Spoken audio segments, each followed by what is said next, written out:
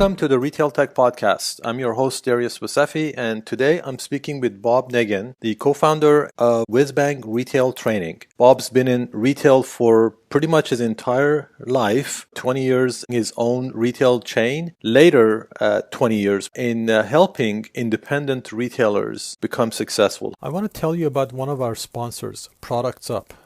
When you run an online commerce business, you want to get your products into as many distribution channels as possible. But managing all of your product catalog details into every one of your channels is a lot of work and can be mistake prone if it's manual. That's why Products Up has come up with a product content network that connects data between manufacturers, retailers, third-party data suppliers, marketing, retail, and shopping channels from around the globe. Using the Products Up platform, you can quickly and easily understand and transfer your product content to anywhere it needs to be. Over 1,500 integrations through direct APIs and bridges with channels like Google, Amazon, eBay, and more. Check out how it works at productsup.io. That's productsup.io. How are you today, Bob? I'm great, Darius. Thank you for having me. I really appreciate the opportunity. Thank you for joining me. So, Bob, I talk to a lot of companies that are innovating and vendors that are making products for retailers, but you have a very unique perspective. So I'm really happy to be able to talk to you about getting your perspective on what's going on with retail. You help thousands of retailers. You've had your own business before. My podcast is about technology.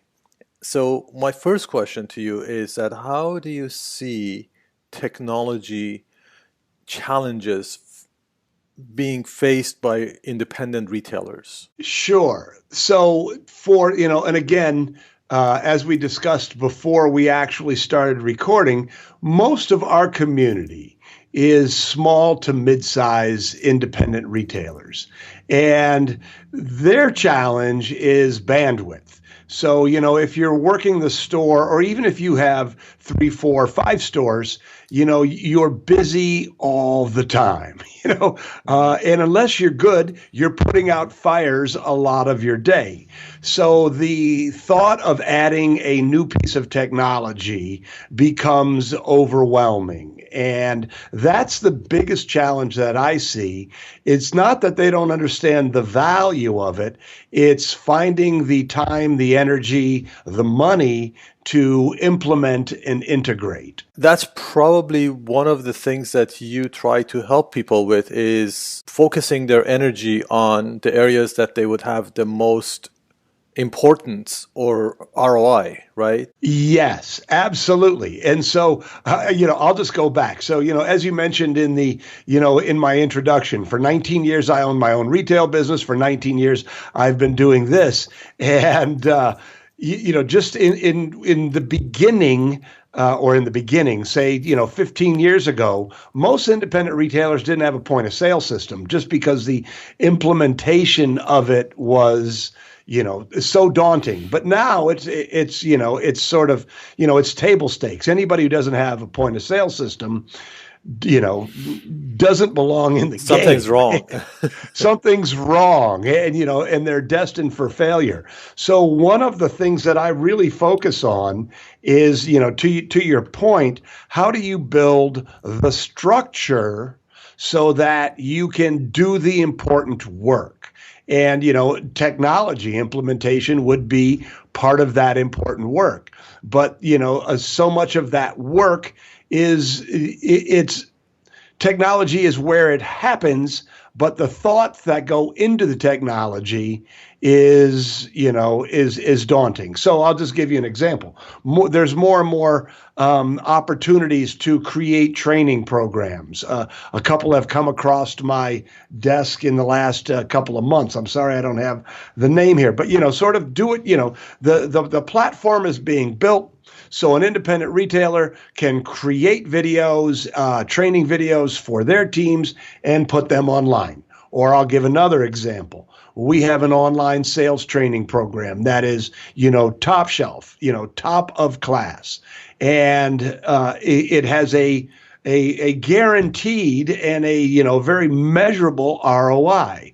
But what we find is that people don't implement. So it's all done for them. All they have to do is go into the backside of the platform, look at the reports and see who's doing the work and who's not. But because of this whole sense of overwhelm, that, even though that we've done 95% of the work, that extra 5 that ensure that the work is indeed being done so that they can get the benefits from the work, that falls through, and therefore the technology is not successful, and they stop doing it. But to your point, yes, that is a lot of what we do. In the beginning of my career as a retail trainer, it was very, very tactical.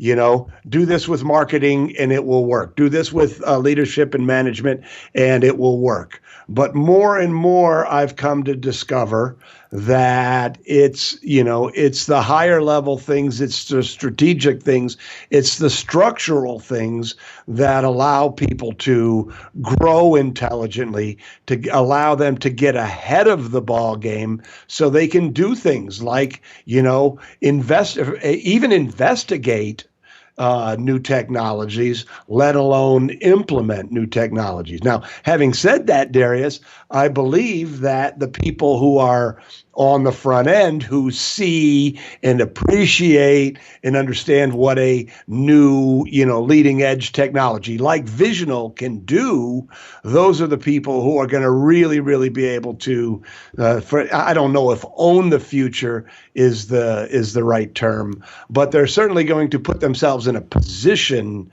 to be successful.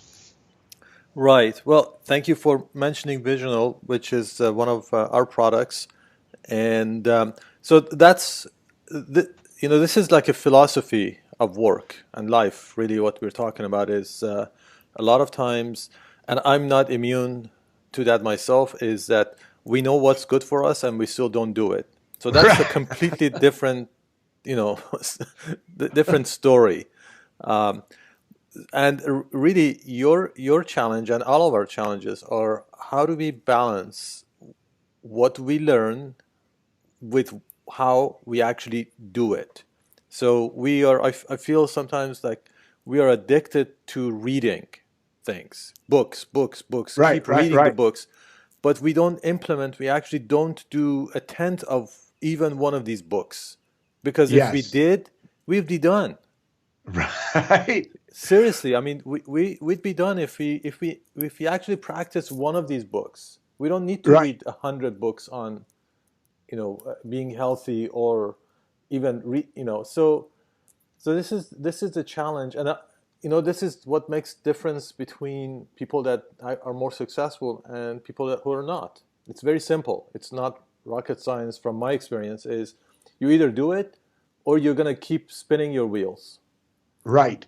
That's probably, you see that a lot yourself in your business, right? Oh, absolutely, absolutely. And to your point, I'm a reader, I'm a learner, I am passionate about lifetime growth. But to your point about health, I'm 15 pounds overweight, and by golly, I know exactly what to do. But how come I haven't lost that 15 pounds? And I think that it's human nature. But one of the things that I caution everyone, including myself, on a regular basis, is this whole idea of if all you look at is what you haven't done, it's demotivating. If you're looking at the progress that you truly make, it's motivating. Darius, are you familiar with Dan Sullivan? No.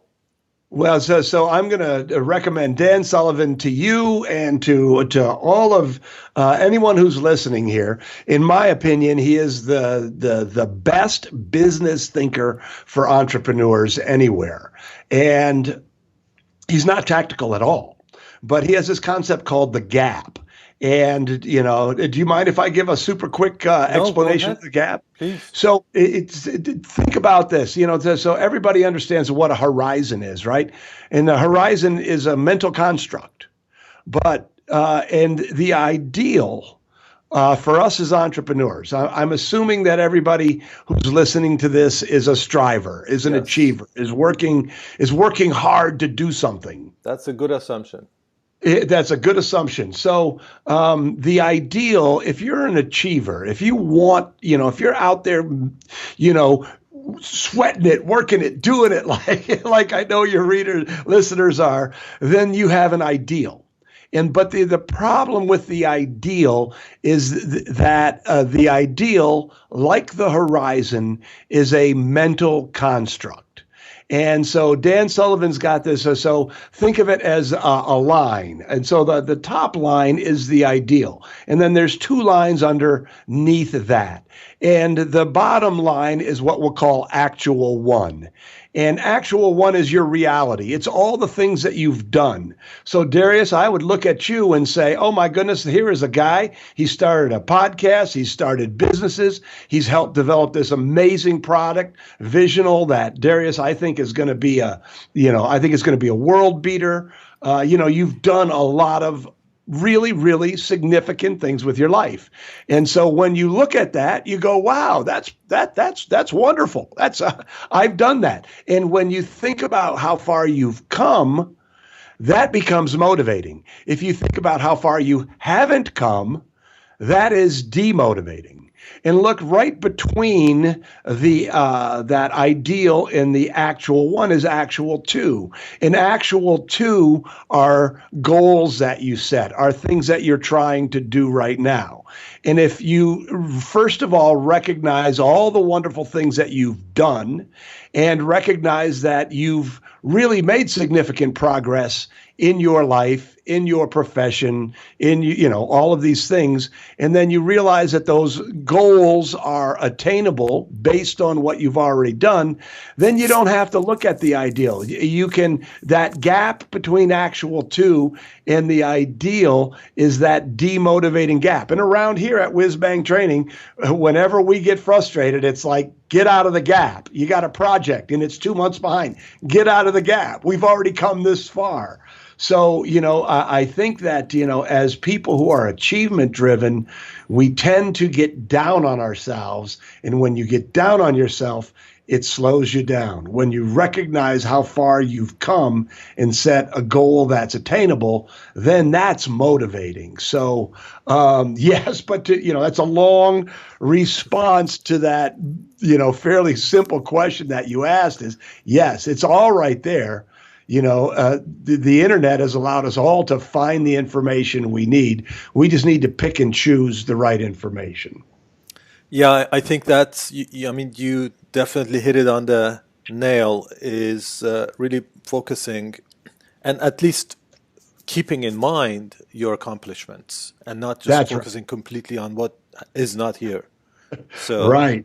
yeah. So, even I would say, even Jeff Bezos, the richest person in the world right now, if he put a list of all the things he hasn't done that he wants to do, it's going to be longer than probably what he's done. That's again human nature, as you said. He probably wants to go to the Mars and whatever, do all these things, and he hasn't done them yet. Right. So, right. yeah. Well, and it's also, I believe, I think it's an interesting conversation also, and you did, mention that it's a philosophy. So if you focus on, if all you focus on is what you haven't done, you are perpetually unhappy. If you focus on what you've done and what you're trying to do, you'll be happy and you'll be aware of your desires. And so in those two things, being happy with what you've done and being aware of what you're trying to do, I think that's the recipe for happiness, because it means that you're moving forward, but you're also recognizing what you've done. And I don't know whether Jeff Bezos is happy or not. I hope he is, but I think he's I've known happy. a lot of people who have done a lot and are not happy at all. Right. I think from my view from the distance, he seems happy, but he is a driven person. He's Yes. So I'm sure he wants everything to get better, go Yes. faster, be more Yes. efficient. So, Yes. but it is really that balance of not getting to a point where that energy of things not being where you want them to be get you down, and you don't even do the productive things that you can do today. So I think that's absolutely correct. yeah. Yes. So now getting back to how this actually affects the retailers. It's Right. not easy to be a retailer in today's world, especially like a, No. store owner. So what are all the different things that a retailer has to handle on a daily basis? Well, and so this is and this is what we teach. So if you're a retail business owner, you are responsible for everything. But what we teach and our most successful clients, so we have a high-end group, a high-end mastermind called the Platinum Mastermind Group. And one of the beautiful things that happens as people spend time in that group and they're exposed to these higher level ideas is they recognize the importance of passing off the things that they're not good at and doing more of the things that they are good at. So, for instance, when I look at what makes a successful retailer, there's a couple of, sort of pillars. And, one is your personal business skills. This is what we're talking about here. How do you manage yourself? How do you manage your focus? How do you manage your time? The next one is marketing. The other one is, financial management, but even more importantly, your inventory management. So running a retail business, there are so many moving parts. It's preposterous. But that's what makes it fun and challenging. But the opportunity is to do things like, for instance, we work with a planning company, Management One, and we don't work with them; we recommend them because what we see is that most retailers at of any size need to use technology to plan their inventory levels, to plan their buying. And so this is what, the essence of what we're teaching in our higher level programs is, what do you love to do?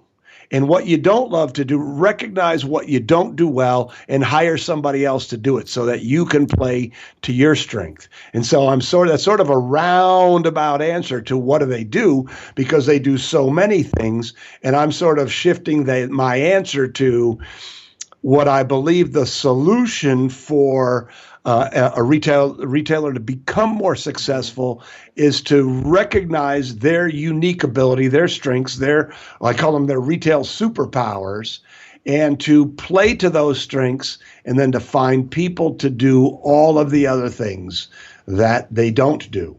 Okay. Yeah, so this is this is actually exactly what I wanted to start at least talking about is where do people spend their time and where should they be spending their time and what should they spend it on. Got it. I see what you're asking. Yeah, there is in technical circles there is an idea of the stack, and what we talk about is the technology stack. When the technology stack is basically all the different pieces of technology that have to be in place for an operation to work from one end to the other end, like a customer facing all the way to fulfillment and completion. So for a retail store, I'm sure there is a stack of things like that you Yes. mentioned. The personal, skills, marketing, financial management, inventory management, employee relations, hiring, firing, training. So this is it's a big stack. It's a big stack. So this is like, this is a very interesting conversation because really my goal personally is to help local independent retailers succeed and be in business. But seriously, if things are just getting more and more difficult for them, how realistic is that? And are we, as myself, as people in technology, are we actually helping that process, or are we actually adding more things to the stack, make their life even harder? So that's a great question. And so you are not making their lives harder, but they have to sort of move past a threshold of competence in order to be able to take advantage of what you have to offer. So I'll just share a couple of things. So when we work in our higher level groups, or if I work with a client one-on-one, we always go back to the structure. Because without the structure, you're never going to free yourself up. So what do I mean by the structure? I mean, so you have, so we work from sort of the EOS traction model. So we have a thing called, that's basically an organizational chart. We call it the retailer accountability blueprint. So you have a business structure. And most people in your world probably intuitively create an organizational chart. But most independent retailers don't, because they get into their business because they have a passion for a product, right? Okay. The bike rider opens a bike shop. The quilter opens a quilt shop. So we go back to the structure. So when we talk, I love that concept of the stack, but you have to build the stack structurally. So for instance, we're having in May a 3-day intensive program here in the office to help people build their marketing plan. Why? Because if they don't build a marketing plan, all they're doing is jumping from thing to thing to thing to thing to thing to thing to thing. You build a plan, you can use it. When we talk about, leadership and management, you talked about that. Hiring, firing. What do? You create a training program. Why? Because when you create the program and you execute and implement the program that you've created, you don't have to, recreate that wheel every time you have a new hire. So that stack is absolutely the right concept. But what has to happen at a bigger, deeper level is the stack needs to be created as a process, as a system. And this is where I think, Darius, that technology comes in. Because, everything that I've ever built has been on a Word doc, or before that on a typewriter, right? Mm-hmm. And now the technology is making it easier and easier and easier. Let me give you an example. Training. Technology, having a simple phone and a private YouTube channel allows anybody to create a video-based training program. Everything that's in your head, you make a simple video, you drop it on your YouTube channel, you send an email out to all of your team members and say, watch this video, answer this question so I know that you did it. So to your statement, I don't think that you're adding things. I think that you're providing tools for the people who are competent enough to take advantage of them. Right. I agree with that, but I think there's just like so much anybody can do and do it, relatively well without being, again, I think the key word here was overwhelming. We're all human beings. We're not Cylons yet. Completely. So we need some sleep. We need to exercise. We need to take care of our health. We have families. So again, it's like, my concern is that do retailers have to cut so much from their own personal life and everything to keep track of all these things? And every one of these areas that you mentioned has its own stack under it. So if you look at marketing has its own stack. Hiring and training is so this is what my concern is, that it's just becoming so overwhelming that people are just not going to be able to keep up. Please let me speak to that, because this is something that I'm super passionate about. So I'm going to use the example of our Platinum Mastermind group, because these people, they all, they're all successful people, but invariably when they join the group, it's because they have a business that they're working super hard at that is successful, and they are proud of. But at the end of the day, almost always, no, and I'm going to change that.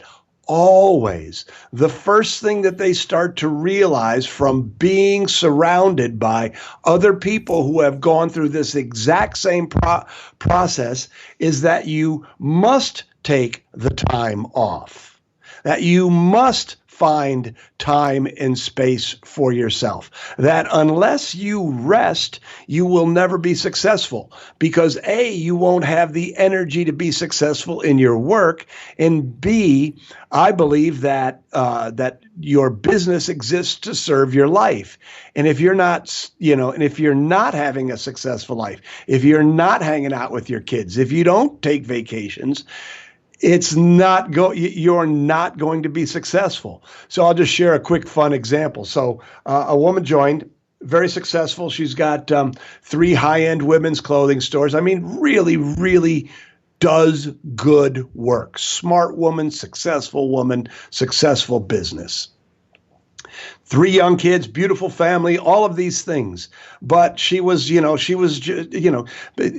term, and I didn't coin this term, but the term was when they join, they're a hot mess. But then they realize that, so in the case of this particular person who I'm using as an example, after being in the group for a year, the next summer, she took 4 weeks and took her family to Italy. And it changed her business, right? Her removing herself from her business allowed her to be a better business person. So when you look at these stacks, when you become a better retailer, what you start to do is to look at these stacks very, very objectively. If you're not looking at them as a process, as a project, as a system, all you're doing is putting out fires.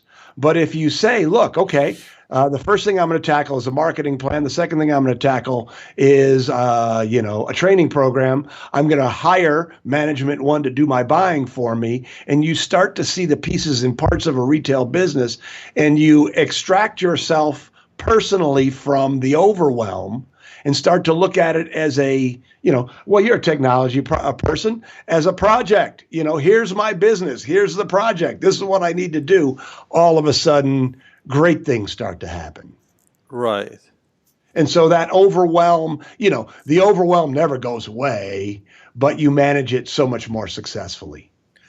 Right. Yeah, I mean, yeah, it shouldn't go away. And this actually is another topic that I'm pretty passionate about, and I'm actually thinking about starting a new podcast on, is the concept of day one. I don't know if you've heard of that or not. No, please share. So day one is pretty much the idea of never ending innovation and improvement. Okay. Every day, especially when you're at the top. Oh, the natural human behavior is that when you are successful and you do good as a company, as people, a lot of times, you rest, you let go. And that's when the downturn starts. This is the Jeff Bezos's, he used this concept even from his 1997 employee or the shareholder letter. He talks about it, is that every day is day one. What happened in the past doesn't matter. Today, we're just starting, and we're going to push as hard and harder every day, regardless of what we accomplished. So I think that's really the same fundamental but you have to balance it. You don't want to be paranoid. You don't want to get sick from worrying about things, but you want to keep that drive going. Yes. And what I would say to that is that you can't keep that drive going running on manic energy. That's why it's critical that you take time off, that you proactively build more time off into your life, because you just have to recognize that you're running a marathon, not a sprint. I'll share something else that I think is very, very important, and that's this whole idea, and it really ties into what you were saying there about innovation. And so I have a friend, Chris Knight, and he's a brilliant guy. I love him. And he has a quote that I think back on a lot. He said, in the beginning of a business, the more you do, the more you make. And in the beginning of the business, that's when you grind. That's when you work. That's when you're doing the stuff. But he says, but there comes a time in your business where the more you think, the more you make. And since you can't do and think at the same time, one of the challenges to be successful in business is to do less and think more. And I think what happens with retailers is they get caught in the cycle of spray and pray. They're in a perpetual process of putting out fires rather than thinking about their business in a dispassionate, long-term strategic way. And so then they burn themselves out, both financially and physically and emotionally. And so, yes, there's a need to be innovative. There's a need to think creatively. But I would contend that taking time off, that taking long vacations, that not checking your emails every minute of every day, and really truly unplugging. So I'm sure you're familiar with Cal Newport and deep work. This whole idea of thinking about your business in a deeper, more meaningful way is really how you get to that place where you can do that meaningful work and be innovative. But you have to give yourself the opportunity to unplug from the day to day to be able to do that. Right. Yeah. Well, these are great quotes. Actually, I'm going to make a note in the show notes about all the people you mentioned: Cal Newton, Chris Hackett, and Chris Knight. Chris Knight. Sorry. Yes, Chris Knight. Yes. And Dan Sullivan. Yes. So good. Well, and of wonderful. course, I mean, they deserve the credit. Right. Well, so the getting back to the technology, where do you think? So we talked about the POS. Right. Some of the other things that, for example, retailers or let's say independent retailers, they probably get bombarded every day by people trying to sell them technology. Yes. Right? That's going to save their life and save their business. Right. So, and it might, but again, each one has its own merits and ups and, pros and cons.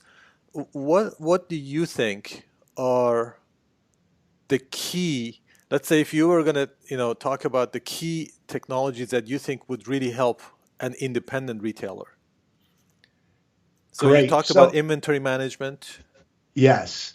So would you define social media as a technology? Okay, good. Yes. So the first thing that let's go back to these sort of these key stacks. The one is managing your inventory, and that is critical to your success. And so there's two pieces of technology one is a piece of technology, the other is a service that relies on technology. So your point of sale system, if you don't have a point of sale system, my feeling is, it really is kind of time to get out of the game. It's table stakes anymore. But then, any good buying service, and again, I reference Management One, there are other services out there. The reason they're so successful is because they are using technology. They're using machine learning. Their algorithms, their planning algorithms are always being tweaked and tested, and they're using big data to help really, really make buying for an independent retailer easier and more successful. And so this is a great example of the cost of technology going down, so a smaller business has access to it. When we talk about marketing, of course, social media is a huge, huge part of marketing any business. But, I love Sally Hogshead's quote. She was one of our keynote speakers a couple years at our Retail Success Summit. And she said, social media is not a strategy. And it's true. Social media is just another way for you to connect with your customers. So when we start talking about technology, I really just see technology when it comes to marketing and the customer experience as a way to extend your personal relationship. So authenticity is really the next great frontier for independent retailers, or for you, or for me. I try to bring my best, most real self, and all the things that I do with retailers. I try to bring that every day. When I make a video, I try to bring authenticity, because that's what people want. Amazon doesn't bring authenticity, but an independent retailer does. And technology allows you to effectively and efficiently show yourself, to tell your story. So, and that's what I love about video.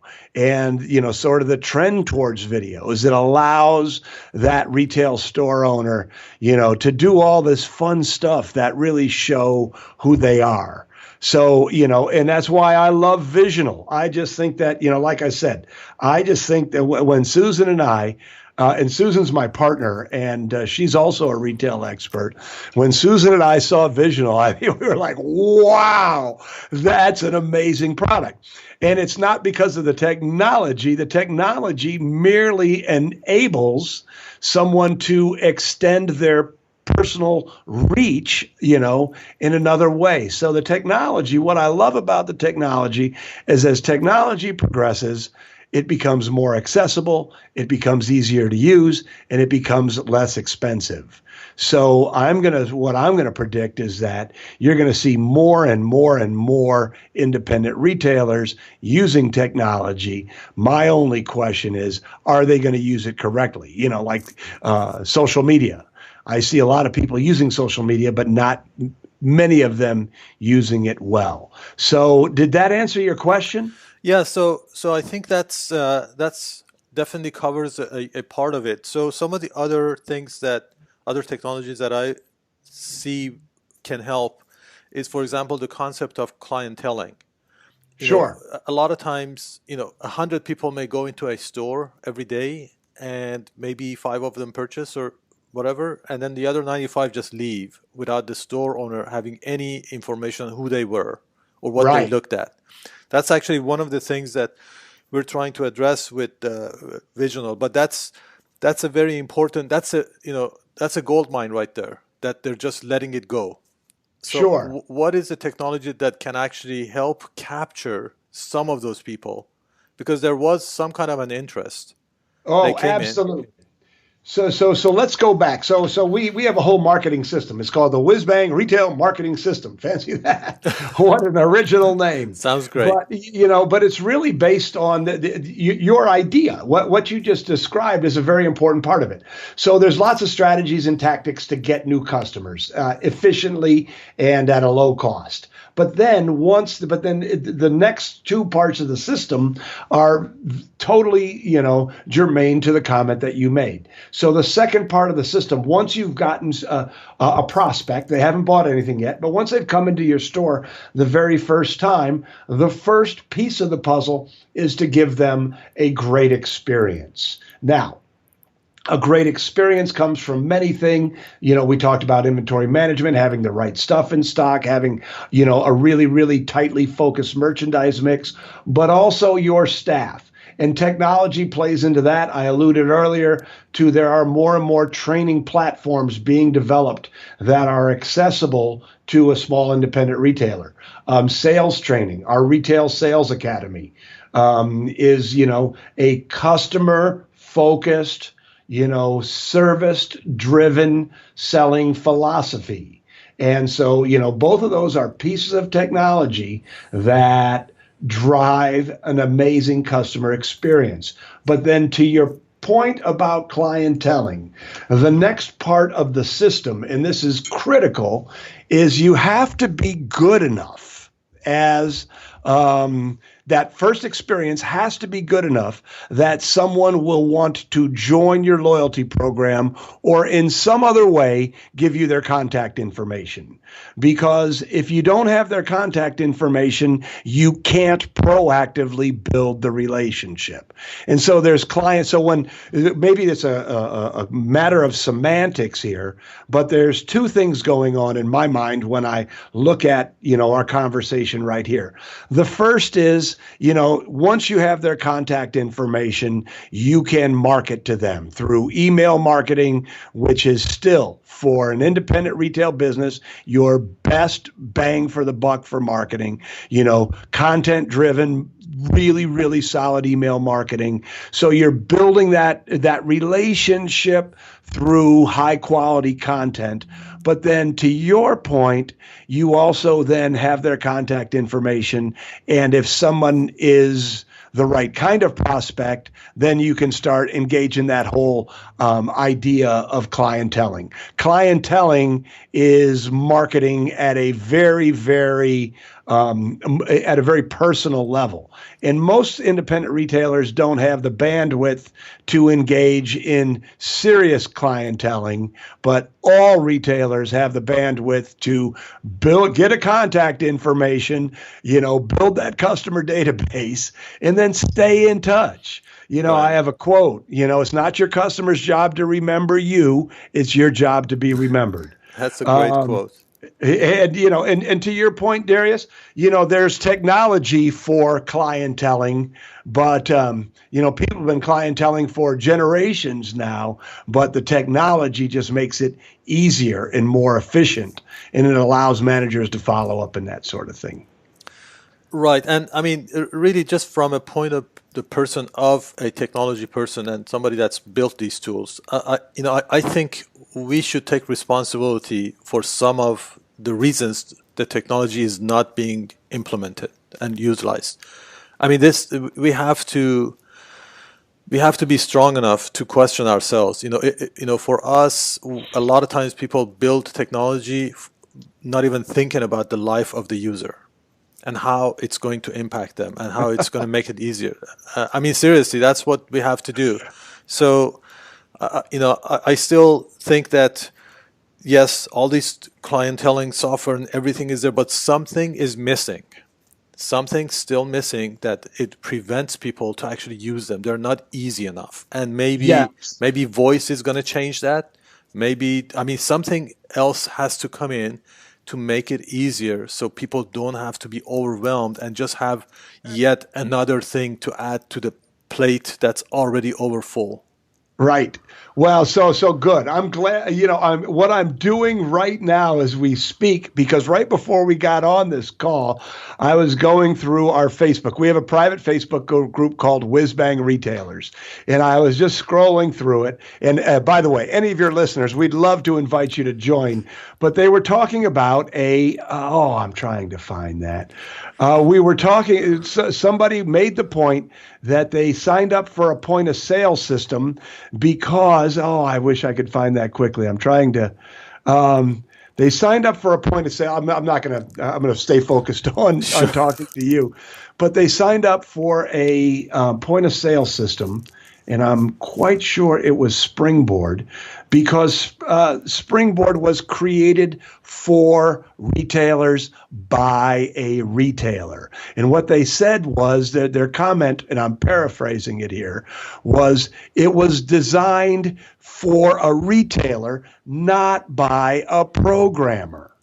And the biggest mistake that I see being made all the time in these technologies is that they are technical people who are trying to understand. No, often they're not even trying to understand what the retailer is really looking for, what the customer experience is really like. They're guessing at the needs and they're creating technologies that are really not relevant to the retailer. So, if any of your listeners are building technologies for retailers, my advice is, work with the retailers. Find 2 or 3 people or 10 or 20. I don't know what the appropriate size sample size would be, but work on it. And that was what Lightspeed was all about. Not Lightspeed, Springboard was all about. Somebody was just frustrated. They were like, I can't find a point of sale system that speaks to me, that creates the kind of reports that I want. So what did he do? He started his own point of sale system so that the user experience would be correct. Right. Yeah. So the only thing I mean, that's exactly it. And I love the fact that users are actually getting into the action and taking the responsibility and actually building their own products. I just hope that they don't build it for Windows 95 and they get Right. stuck there. Seriously, Right. that's the other problem is that there are a lot of technologies that are really built and they have mass usage even from the last Right. 20, 30 years, and they are just outdated. Yeah, oh, absolutely. So, Absolutely. Yeah, no, I couldn't agree with you more. And I apologize for going on that rant. And no, I did not. that's good. So That's good. I found it. I found it. Okay. So I'm dealing with tech platforms. It comes from Barbara from Alameda, California. I'm dealing with tech platforms. Oi! One of the main reasons I went to Springboard over the others is because it really was created by retailers. They speak English, as in they think about the customer experience, not JavaScript. Right. So that was the quote. And I apologize if I went on a rant there. No, that's good. That's what I'm looking for is the real deal. So Yeah. now one more technology website or Yes. e-commerce website. Yes. Should independent local retailers have an e-commerce website? That is a great question. And now, and before we begin this conversation, or I give you my answer, I would say that my wife Susan and I disagree on this point. But since I'm the one giving this interview, I'm going to tell you the one that I'm right. And it's Give me the right answer. so in my opinion, most independent retailers. Don't have the bandwidth, are not doing the fundamentals well yet. So we talk about stacks. And so I absolutely believe that every independent retailer should have a website. They should have a website that represents their store and their brand correctly. It needs to look good. It needs to show personality. It needs to, more and more people are finding independent retailers through search. And when somebody comes to that site, they should immediately understand who that store is and what they stand for and get a feeling for what they're about and what their brand is. So that's, that's sort of a fundamental. But now here's what I know about e-commerce is it's another game.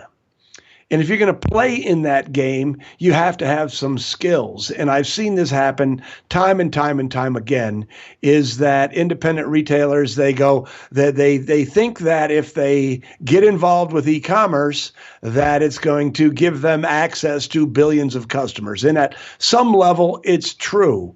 But if you do e-commerce on your website and you do it poorly, it's a negative impression, not a positive impression. And so and I've had this conversation many times, Darius. And so when I go through sort of my list of questions to help somebody come to their conclusion, it's like, do you have an open to buy in place right now? Do you have a training program in place right now? Are you engaging in sales training right now? Does your store run well right now? And until they can answer yes to all of those questions, I say, just make sure that your website represents your brand correctly. And once you get all of those, the low-hanging fruit, the opportunities that you have in front of you right now, until you get those dialed in, don't get into the e-commerce game because you're going to get your clock cleaned. That every industry's got somebody who's out there working it. Right, right. And so, until you're ready to play in that sandbox, I think it's better. Susan, my wife, would contend that everybody should have some bestsellers, available on their website. But again, I'm the one doing this interview, so I think I'll have to do a separate interview with Susan. yeah, there you go. Well, she's smarter than me too, so I don't. You probably should. I can't imagine how that would be, but okay, I'll take your word for it. But so there's two things there, and I think you touched on a very important point. Do you have all the core things taken care of before going on to this brand new thing. And a lot of times people they don't have sales in the store, and they think it's because they don't have an e-commerce website, which is totally wrong. I That's agree. correct. That has nothing to do with it. If you're a retail store, your job is to get people to your store and serve them in a way that they will come back and do the follow up and engage your local audience. That's So correct. I think that's like one of the things that when and this is probably another human trait, is that when we don't succeed at something, and I mean I'm guilty of it myself many times over, we jump into something different without Right. addressing the real problem. The other That's correct. thing is that think about the long tail of what an e-commerce website is going to do to a retail store. What's the end game? Even if you were successful, are you going to be a retail store or are you going to be an e-commerce store? If you're going to be really good at it, why do you even have a retail store? And the other point of it is that when you do go online, who are you competing with? Amazon is there on top of every search answer page. So how are you going to, just by having a website with 5 different items on it, how are you going to compete? You're not even going to show up on the first page. You're going to spend a lot of time and money. And even if you're successful, you're defeating the purpose of your own store.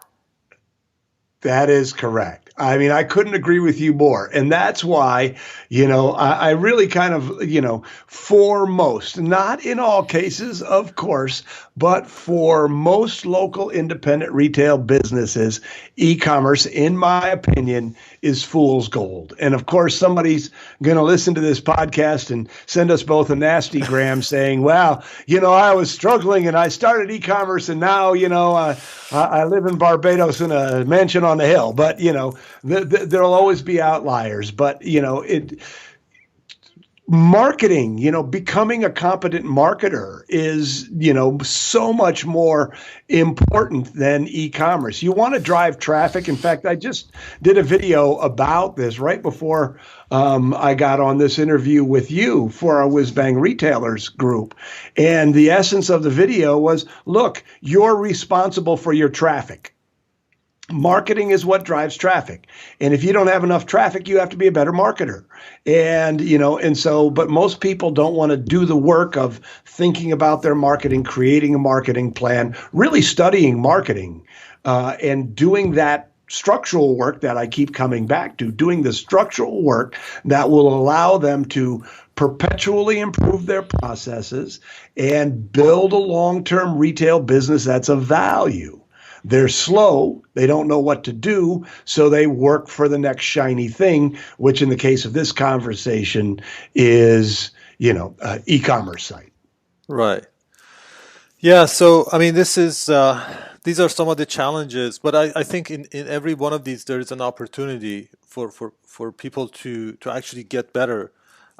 Now, I know, we're already over our time, but what I want to finish with is I didn't get a chance to ask you actually to give me a more complete overview of what WhizBang does, the type of trainings and Oh, seminars, sure. conferences. Sure. Okay. Well, I would love to talk to you about that, Darius. So we are really going back to my experience. So for 19 years, I ran a retail business and I didn't know what I was doing. I was like most independent retailers. I just opened my business because I loved flying kites and I thought it would be great to own a kite store. And so, for 19 years, I kept bumping my head against all the things that I didn't know to do. I didn't know how to manage my inventory. I didn't know how to manage my cash. I didn't know how to manage my people. I didn't know marketing. So through the course of those 19 years, I figured it all out. Part of it was I met Susan, who was a department store executive. So between us, we had this combination of me being the sort of street smart entrepreneur and her being a trained retail professional. We really were able to blend those two perspectives and create something really special. And so we offer a series, we offer programs, Our signature product is called the Retail Mastery System, and we've sold over 3,000 Retail Mastery Systems all over the world. It's an 11 module program. It covers 11 key retail skills. It's the most comprehensive training program for an independent retailer anywhere. One of our very successful clients said the Retail Mastery System's like getting a Harvard MBA in retail. So we have products and programs. We also have the world's largest educational event. Excuse me, just a moment.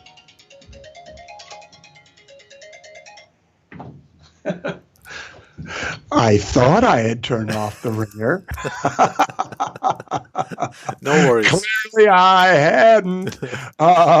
We also have the world's largest educational event for independent retailers. It's called the Retail Success Summit. It's coming up in the middle of, at the end of June. Several hundred, usually between 400 and 500 independent retailers come to Grand Rapids, Michigan. We get world-class speakers. We've had Brendan Bouchard and Sally Hogshead, and so we have events, and we have events in this office. I was talking about our 3-day marketing intensive, and so we do a lot of that sort of thing. And the other thing that we do that is really having a huge impact on our clients is we offer customer-focused sales training, online sales training through our Retail Sales Academy. And, the world is filled with sales trainers who are all about making the biggest sale, right? Mm-hmm. They really kind of teach a pushy, manipulative selling process. And our sales process, it's called the 6 Steps to the Perfect Purchase, is all about getting that customer to the exact right thing for them.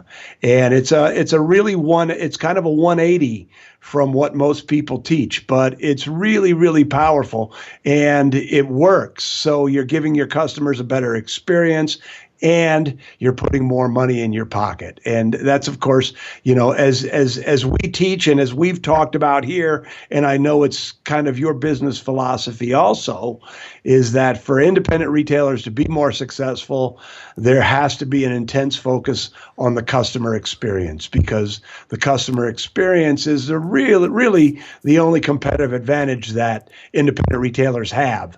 So the Retail Sales Academy not only does it have a tremendous financial ROI, but it really gives, those on the floor sales associates the tools they need to give the customers the service they deserve. And that's where I also want to kind of plug Visional, because what I see is if a trained Retail Sales Academy professional being armed with a tool like Visional, oh my goodness, that is, it's a recipe made in heaven for an absolutely amazing customer experience. So thank you so much for that. I wholeheartedly believe the same. So that's my goal as well, is to help retailers, get more traffic to their website without having to get people to come to their store. Right. So with that, I want to thank you, Bob. This was definitely enlightening and awesome to speak with you. There is so much knowledge and experience that I can't, stop. I want to keep listening. But we can do it again if you'd like. Yeah, we can do more. Again. Absolutely. I really enjoyed our conversation. Yeah, great. Well, thank you so much, Bob, and have a great day. Well, thank you, Darius. I appreciate the opportunity.